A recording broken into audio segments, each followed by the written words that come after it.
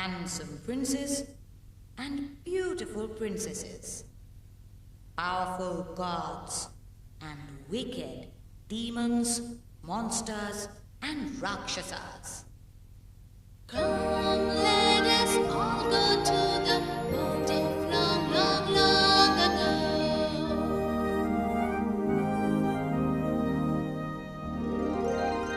to meet the kings and queens of a land and play with the prince and princesses. Let's marvel at the powerful gods and hear about the rakshasas. Let's take a trip and sit on a ship and go to the land of long, long ago. Long, long ago, long, long ago, long, long ago. This is the story of Krishna and Sudhama. Krishna and Sudhama studied under the same guru. They spent many years together. During those years, they played together, ate together, studied together. They even played pranks on the other children and hermits in the ashram. Krishna and Sudhama were inseparable. But as all things, good or bad, come to an end, the day came when their education was complete.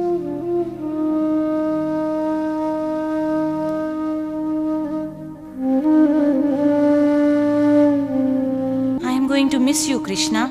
So am I, Sudhama. Do you think we will meet again in the near future? I don't know where my fate will take me, but I will never forget our friendship, said Sudhama. Nor will I, Sudhama.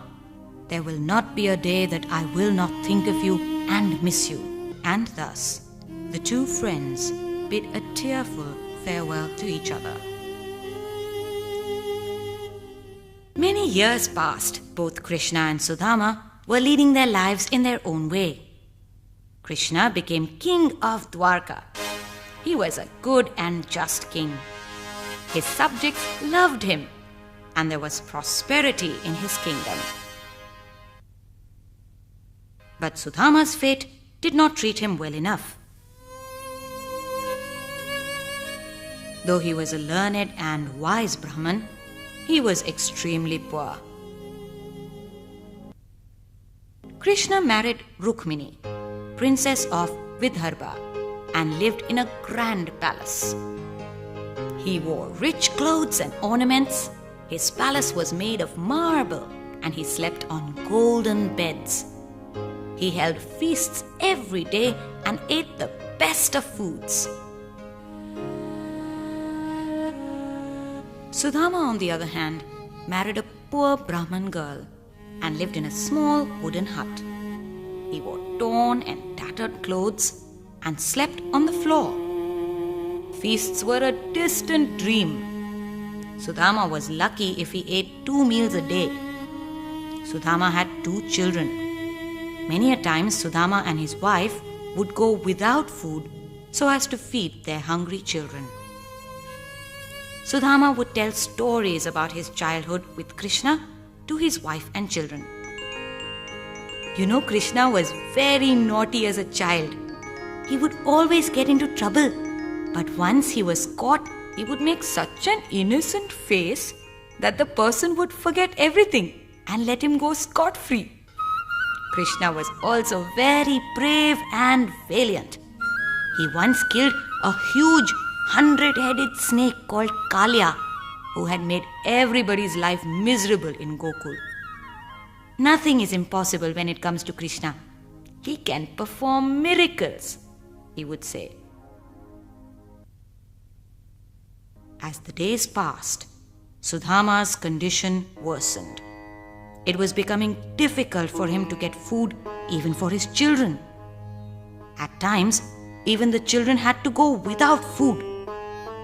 Sudhama and his wife would fill the stomachs of their hungry children with water and put them to sleep. "Oh my Lord, you must do something," I cannot see the children starve anymore, said Sudhama's wife one day. But what shall I do? I'm trying my best to earn food, but of no avail. Why don't you go to Krishna? I have heard that he is a very generous king, and he never turns away anybody who seeks his help. Besides, you are his best friend. Sudhama was unsure. He had many doubts in his mind. He was so poor and his clothes were tattered. What if the palace guards did not allow him to see Krishna? What if Krishna did not recognize him? After all, so many years had passed. Besides, he was feeling ashamed to approach Krishna for help. But his wife was so desperate that she prodded him. Why don't you just visit him? Meet him if you can, for the sake of our children. Please, my lord, even if he does not recognize you or help you, at least we will have tried. Sudhama knew he owed it to his wife and children. He decided to put aside all his doubts and go to Dwarka. He would try to seek an audience with Krishna for the sake of his children. The next day, he put on his least torn clothes and prepared to leave for Dwarka. My lord, Krishna may be king, but you are his childhood friend. Don't you think you should take something for him as a present? Asked his wife. But what do I have that I can take for somebody like Krishna? He must be used to eating the best food, wearing the best clothes. What can I possibly take that will satisfy him? Said Sudhama. But his wife was persistent. Whatever it is, you certainly should not meet him empty-handed. I will make some flattened rice. Take it with you. I remember you telling me Krishna loved flattened rice when he was a child. Thus, Sudhama's wife took out the last bit of rice that they had in the house, cooked it with utmost care, and gave it to Sudhama. Sudhama wrapped it up in the best piece of cloth he had and set off on his journey. He walked for many days. He would walk from morning to dusk, rest under a tree for the night, and start walking again the next day. Due to the strains of the journey, he looked tired and frail. His clothes tore further.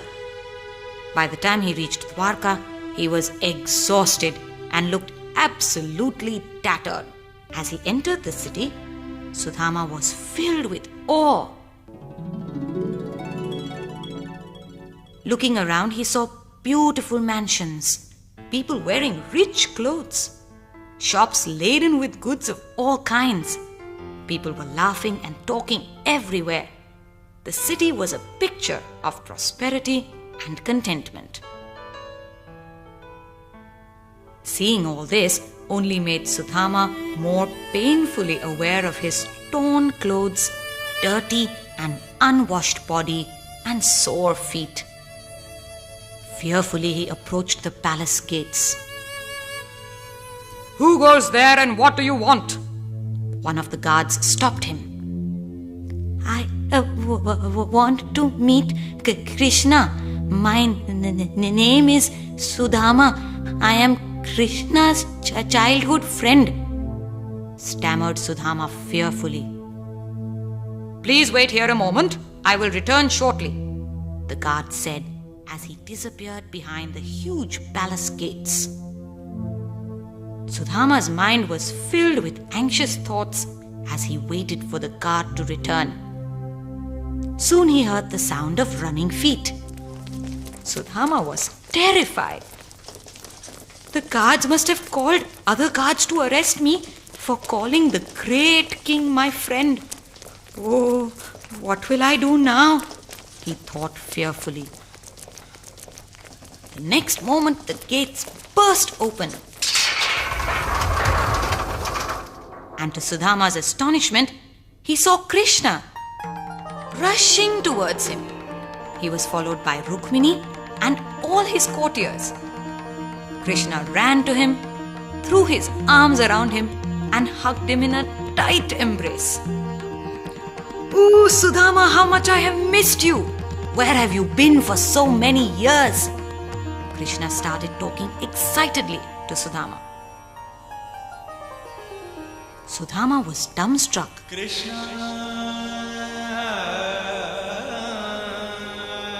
He could not say a word. His eyes filled with tears at the way Krishna had received him. But Krishna would not stop talking. He was very excited. "Do you remember our days at the Gurukul? Oh, what beautiful days we spent there. And do you remember the way we sneaked off into the forest?" He went on and on. "Rukmini, do you know who this is?" Krishna's wife Rukmini answered. "Yes, my lord. You've spoken about your friend 1,000 times. You also used to say that he will surely come to visit you someday. My lord, your friend must be tired. Why don't we take him inside and let him rest a while? You can talk to him all you want after that." "Oh yes, please, come in, Sudhama. I was so excited to see you that I totally forgot about anything else," said Krishna. Krishna and Rukmini took Sudhama inside. Sudhama was amazed with the grandeur of the palace. "Come, my friend, you must be tired after your journey. Let me wash your tired feet for you." Krishna washed Sudhama's tired and sore feet in a golden basin filled with perfumed water. All the courtiers were filled with amazement and respect for their king. Krishna. What exemplary friendship! The king is washing the feet of a poor Brahmin. Long live Krishna! They whispered to each other. In the meanwhile, Rukmini arranged for the best food in the palace to be served to Sudhama. All this while, Sudhama had not uttered a word. He was overwhelmed by the way he was received. Suddenly, Krishna looked at the little cloth parcel tied to Sudhama's waist and said, "What have you got there? Is that something for me? I am sure you have brought a present for me. Give it to me, Sudhama." No, it is nothing. It's just something," stuttered Sudhama. He was too ashamed to give Krishna his humble gift of flattened rice. But Krishna did not give him a chance to hesitate. He grabbed the cloth pouch and opened it. "Oh, Sudhama, you remember that I love flattened rice. How tasty it looks!" As Rukmini watched lovingly, Krishna took a handful and put it in his mouth. "Excellent! This is the tastiest food I have ever eaten." He ate 2 mouths full. As he was about to eat his 3rd mouthful, Rukmini gently stopped him. "I think that should be more than enough. Won't you let me taste some?" Krishna smiled and gave Rukmini the last mouthful. As Sudhama sat and watched Krishna eat his humble offering, his happiness knew no bounds. He had never imagined that Krishna would be so happy to eat his simple offering. Krishna and Sudhama talked all day. It was the happiest day of Sudhama's life. He was so happy to be with Krishna that he forgot all about why he had come here. Even as it was time to leave, Sudhama did not want to tell Krishna the reason behind his visit. "He has given me so much love and respect. How can I ask him for anything more than that?" he thought, as he decided not to say anything to Krishna.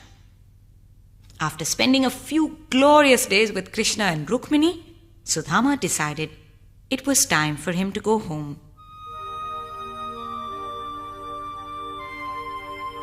"My wife and children await me anxiously, Krishna. I must go back to them now." "Go if you must, Sudhama, but please visit me again. I will never forget these happy days I have spent with you," he said sadly. As Sudhama took his leave, the whole kingdom came to the city gates to see him off. Sudhama was overcome with happiness and emotion. Only when he neared his village did he realize that he had not brought back any money or food. He thought of his wife and hungry children and was sad.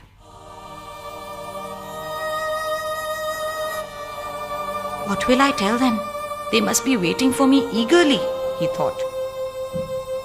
At least I can tell them that Krishna has not forgotten me and how well he received me. He was lost in thought as he approached his house. Suddenly, he looked up and he was amazed by what he saw.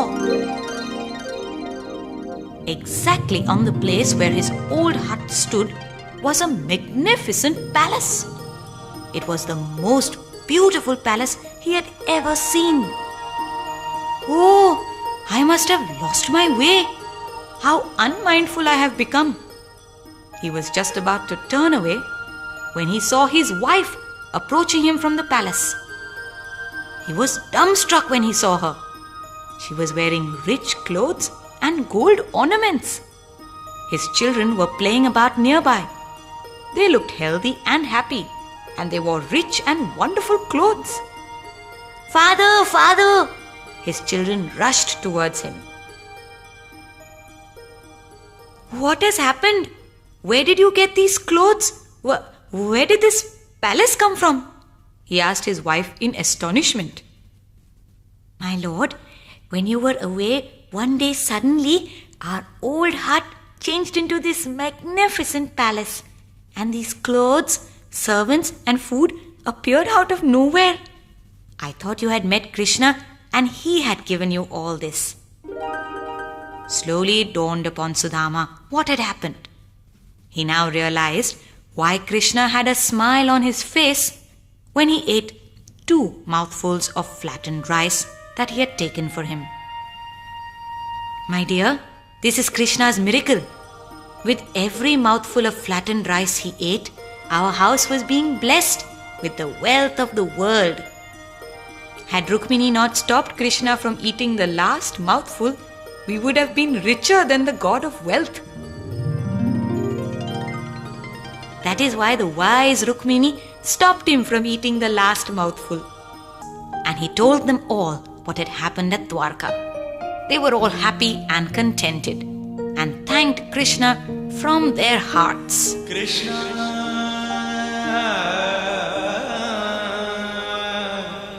Krishna. Sudhama and his family never went hungry again, and there was not a single day when they did not think of Krishna. Sudhama and his family lived happily ever after.